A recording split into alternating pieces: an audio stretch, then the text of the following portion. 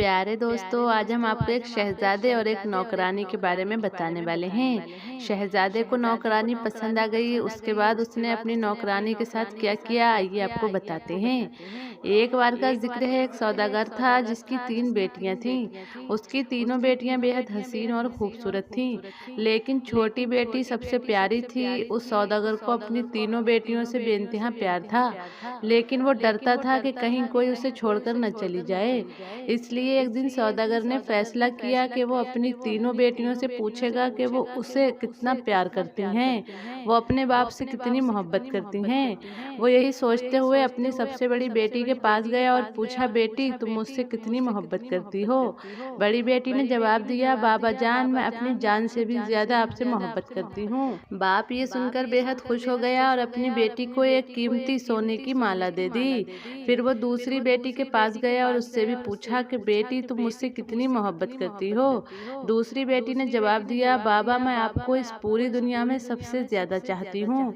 बाप उस बेटी की बात सुनकर बहुत खुश हुआ और उसे बहुत सी सोने की अशर्फियाँ दी। इसके बाद सौदागर अपनी सबसे छोटी बेटी के पास गया और पूछा, बेटी तुम मुझसे कितनी मोहब्बत करती हो? सबसे छोटी बेटी ने जवाब दिया, नमक के बराबर। बेटी का जवाब सुनकर बाप को बहुत गुस्सा आया।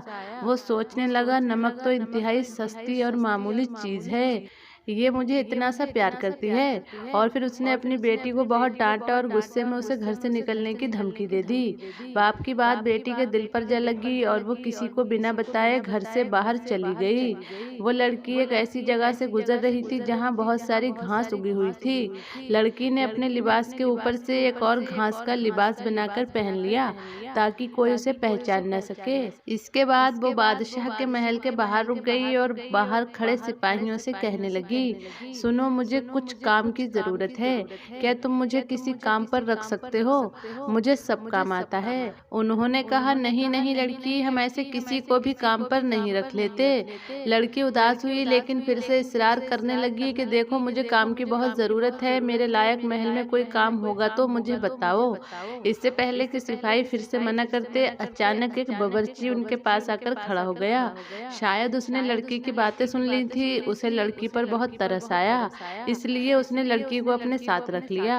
बावर्ची ने उसे सारे काम समझाए और उसे उसके सोने की जगह भी दिखा दी जहां और औरतें भी रहती थीं। किसी को उस लड़की का नाम तो नहीं मालूम था, लेकिन उसका घास वाला लिबास देखकर सब लोगों ने उसका नाम घिसियारी रख दिया। अगले दिन महल में हलचल मच गई कि बादशाह एक बहुत बड़ी तकरीब कर रहे हैं। उसमें हर कोई शरीक हो सकता है, यानी उसमें हर कोई जा सकता है। तमाम मुलाजिम औरतें अपने आप को संवारने में लग गईं। जब तकरीब का दिन आया तो घिसियारी ने जाने से इनकार कर दिया और कहने लगी कि उसकी तबीयत ठीक नहीं है। और फिर सब उसे ये कहकर चले गए कि तुम आराम करो। उनके जाने के बाद घिसियारी उठी और अपना घास वाला लिबास उतारा और एक खूबसूरत सी पोशाक पहन ली जो वो अपने साथ लेकर आई थी, और अपना हुलिया बदलकर उस तकरीब यानी प्रोग्राम में चली गई। वो लड़की उन लोगों में सबसे ज्यादा खूबसूरत लग रही थी। वहाँ बादशाह का बेटा भी मौजूद था। उसने जब इस हसीन लड़की को देखा तो देखता ही रह गया। और फिर शहजादे ने पूरी तकरीब बस घिसियारी के साथ बातें करने में गुजार दी।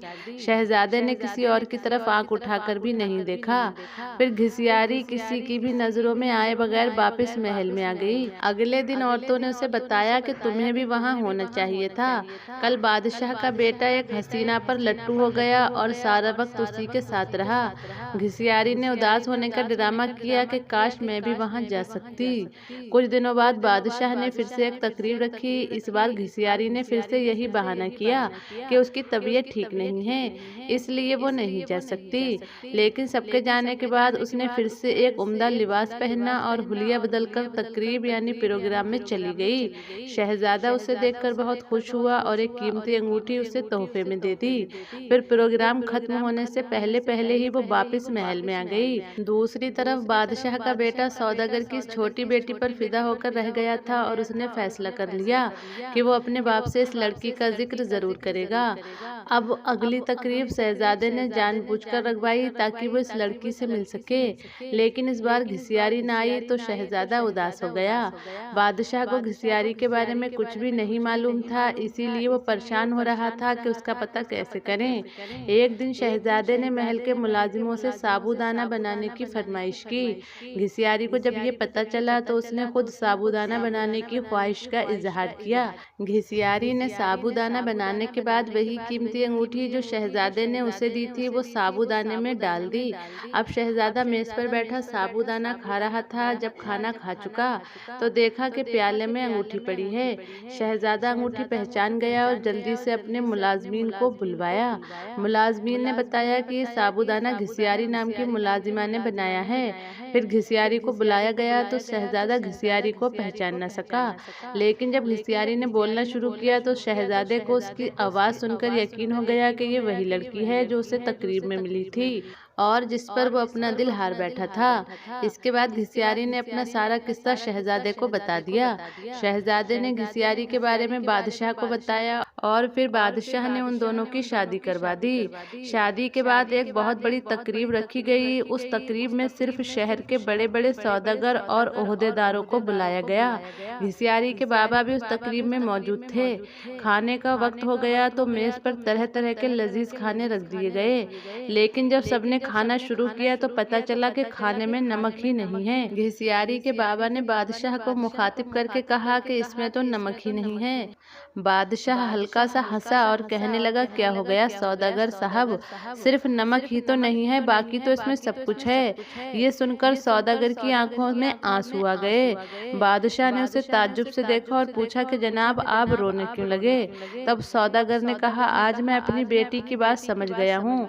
खाने में नमक न हो तो हर चीज बेजायका हो जाती है, चाहे उस खाने में और कितनी ही कीमती मसाले पड़े हों, लेकिन खाने में नमक के बगैर मजा नहीं आता। नमक के बगैर खाना कुछ भी नहीं। फिर सौदागर ने अपना किस्सा बादशाह को सुनाया और कहा कि मेरी बेटी मुझसे नाराज होकर चली गई है। मैंने उसे बहुत ढूंढा लेकिन वो नहीं मिली। उसकी तरफ से मैं बहुत परेशान रहता हूँ। सौदागर ने बादशाह को अपनी बेटी का हुलिया बताया तो बादशाह ने घिसियारी को बुलवाया और अपनी बेटी को सही सलामत देखकर बाप की खुशी का ठिकाना न रहा।